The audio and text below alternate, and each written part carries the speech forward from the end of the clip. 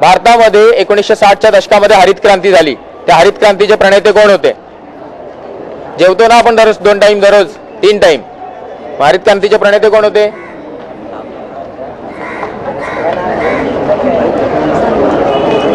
ठीक आहे, सगळ्यांसाठी एक कॉमन प्रश्न। ठीक आहे, एम.एस. स्वामीनाथन, या पुढे। ठीक आहे, we are rolling, see this is camera, so shooting has to be there. त्यामुळे आपण काय करणार, परत तो प्रश्न तुम्हाला विचारणार, तुम्ही उत्तर द्यायचं आणि मग दुसरा प्रश्न मी तुम्हाला विचारेन। ओके, आपल्या सोबत आहेत व्हीके हायस्कूलच्या एक विद्यार्थिनी, आपण त्यांची ओळख करून घेऊया। नाव? कृतिका संजय कोळी। कुठल्या वर्गात शिकता कृतिका? 11 सायन्स। 11 सायन्स।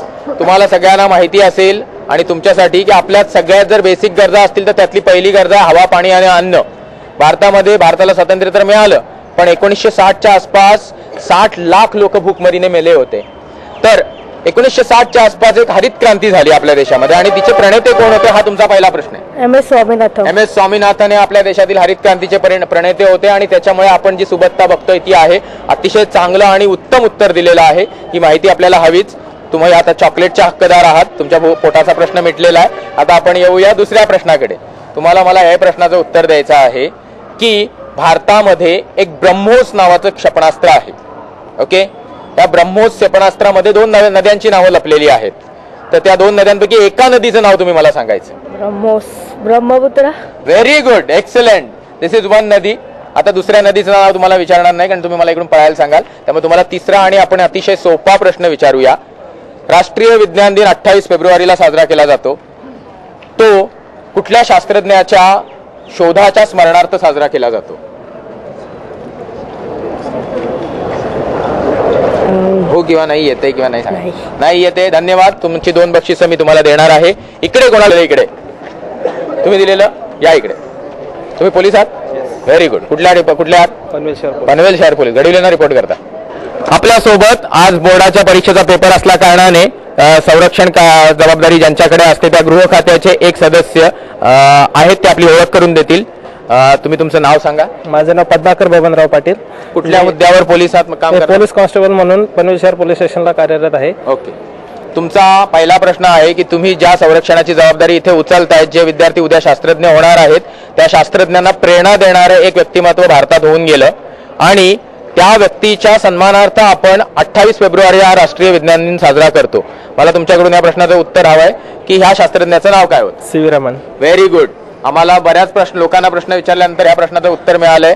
भारतीय पोलिसांमध्ये असे माहिती असलेले आहेत पोलीस कॉन्स्टेबल, यांचा मला अभिमान आहे। तुमचा दुसरा प्रश्न हा आहे की भारतामध्ये आणि आशिया खंडामध्ये पहिले नोबेल प्राइज मिळवणारे डॉक्टर सी.व्ही. रमन होते। डॉक्टर सी.व्ही. रमन यांना नोबेल प्राइज 1930 साली मिळालं। तुम्हाला मला हे विचारायचं की आत्ता सगळ्यात जवळच्या कालावधीमध्ये आपल्या भारतातील म्हणणं नाही, वंशाने भारतीय असलेल्या दुसऱ्या एका शास्त्रज्ञांना नोबेल प्राइज मिळालं त्यांच्या केमिस्ट्री या विषयातील संशोधनासाठी 2009 साली। तुम्हाला त्यांचं नाव? व्यंकट राधाकृष्णन। व्हेरी गुड, व्यंकट राधाकृष्णन नाहीत, व्यंकट रामन आहेत, पण तरी तुम्ही उत्तर बरोबर, 2 प्रश्नांची उत्तरं बरोबर आलीत। तुमचं नोबेल प्राइज विषयीचा बराच अनुभव माहिती दिसते।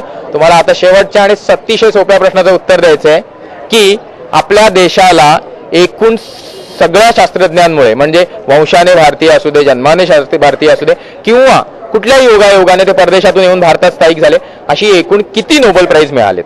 एकूण आतापर्यंत म्हणजे विज्ञान क्षेत्रात नाही, एकूण 6 क्षेत्रात। नाही, उत्तर चुकलेलं आहे। आतापर्यंत आपल्याला एकूण 10 नोबेल प्राइज मिळालेले आहेत, पण एकूण 10 नोबेल आहेत। त्याची सुरुवात झाली 1913 जी रवींद्रनाथ टागोरांनी केली। दुसरा आपल्याला मिळालं सी.व्ही. रमन, तिसरा आपल्याला मिळालं हरगोविंद खुराना, हरगोविंदास, त्यांचं याच्यामध्ये होतं, फिजिक्समध्ये होतं।